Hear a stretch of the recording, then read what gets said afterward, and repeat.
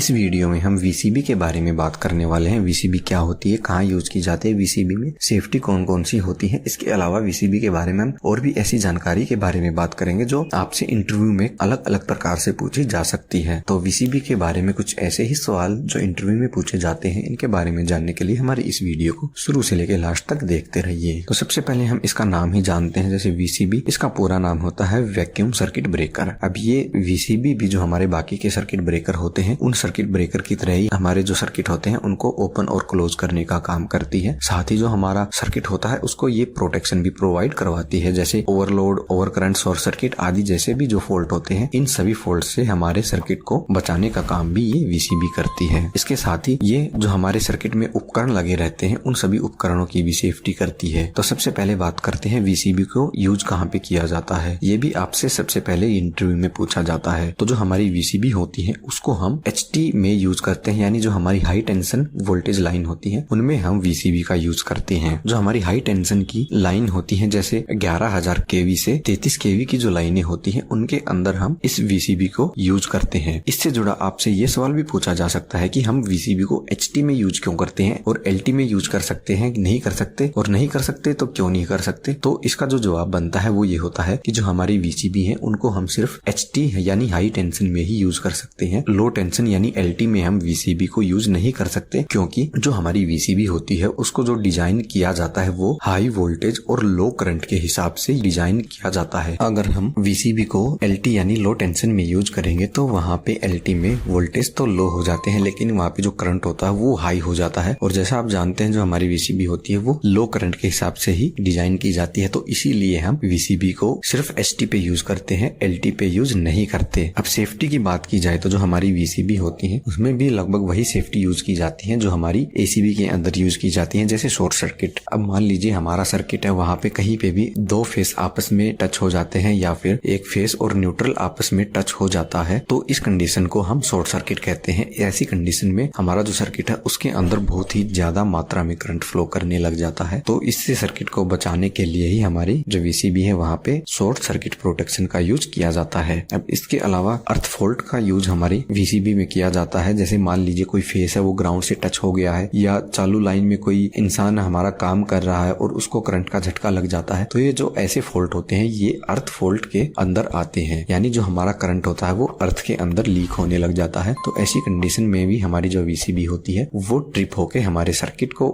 या फिर हमारा जो ऑपरेटर या इलेक्ट्रिशियन जो भी है उसको सेफ रखने